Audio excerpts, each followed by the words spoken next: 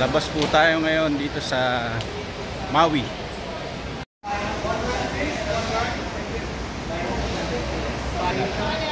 Christmas pa rin dito sa sa Maui. Ito, nakalabas tayo sa Maui ngayon. Ito lagi ang iniintay ng mga crew, yung makalabas at makapamili. Medyo malayo-layo ang palabas rito. Pupunta ngayon tayo sa may Ross. Ang daanan nila rito palabas, secured na secured, talagang walang makakapasok. Ganyan sila kahigpit dito. Parang ang haba ng palabas. Sabi nila by 10 minutes walk daw.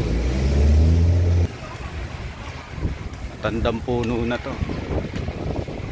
Kaya malapit na. Whole Foods, ayun, kita ko, Whole Foods.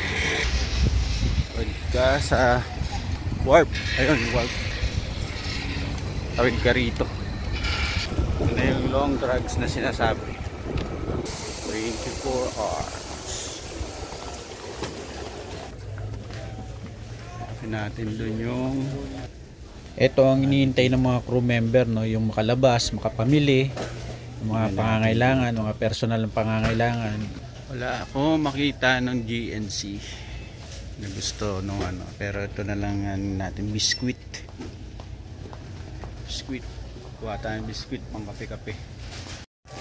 Bayad na tayo na pamili natin. Labas na ako, punta ako sa may Ross. Yan din ang madalas dito sa US, basta US, Ross ang hinahanap o kaya Walmart. Marami kasing magagandang damit, branded, sapatos, makakapamili ng pasalubong para sa pamilya, no? Ayun yung yung Ross, dyan lang. Hindi na ako tutuloy kasi medyo alanganin na yung oras ko.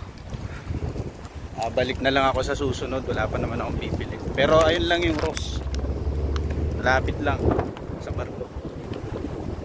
Next time na lang ako pupunta ulit. Siguro kung di ako nakaidlip, baka nakalabas ako ng maaga.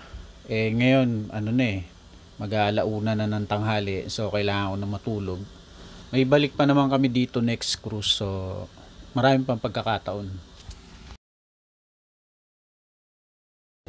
Late na kasi ako umalis ng barko, late na ako lumabas, kaya alanganin na. Sunod na lang ang punta ng cruise.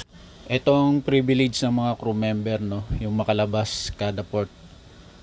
At least kahit papaano na-refresh dahil puro trabaho sa barko.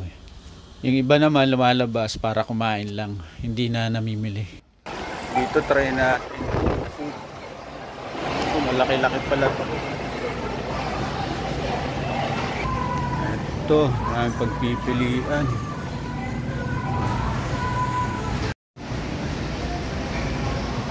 Ito, meron din pala dito Whole Food para sa mga crew member dyan na gustong mag shopping. Dito meron din dito pala mga protein, mga snacks, mga vitamins, marami rin dito. Daming manok. Dalawang supermarket pala ang nandito malapit sa terminal ng Maui. Next time alam na natin yung bilihan dito, mga crew member. Yan lang yung terminal ng barko natin. Wala sa paligid yung mga shops, may drugstore doon. Saka yung kabila nito, yun yung yung Ross. Palatandaan dito, Maui Mall. Maui Mall. Okay, tawira na. Okay, may konting pagbabago po sa name ng channel ko, ng Facebook ko, dahil kailangan ko pong pangalagaan ang company policies ng aming kumpanya. So, syempre, ito po ang pinagkukunan ko ng kabuhayan para sa pamilya ko. Syempre, kailangan ko pong bigyan ng protection.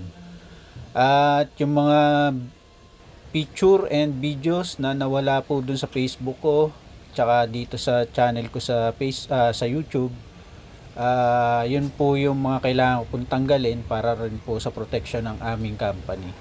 So may ano pa rin po ako, may mga ibibigay pa rin po akong tip, guide para sa inyo, sa mga nagtatanong.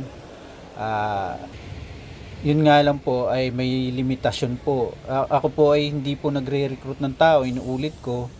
Yung iba po na may mga katanungan na higit dun sa mga experience ko or journey ko rito sa barko, pasensya na po at hindi ko po kayo masasagot. Ang maibibigay ko po sa inyo ay yung naging experience natin, kung paano ako nagtrabaho sa barko, kung paano po ako nag-apply, anong experience ko dyan dati. Yan, maibibigay ko po yan, height limit, yung mga police o tari na gusto mag-apply, yung mga kasamahan ko kasi dito na meron din pong background ng military at police, nag-experience po dyan sa atin. So yun lang po yung may bibigay ko po sa inyo para sa ganun meron po kayong idea. So balik na ho tayo ng barko para makapagpahinga, makatulog, at may duty pa ako mamayang gabi. Hanggang sa muli pong muli, abangan nyo lang po uli yung mga videos ko at mga tips, guide para po sa inyong mga kaalaman.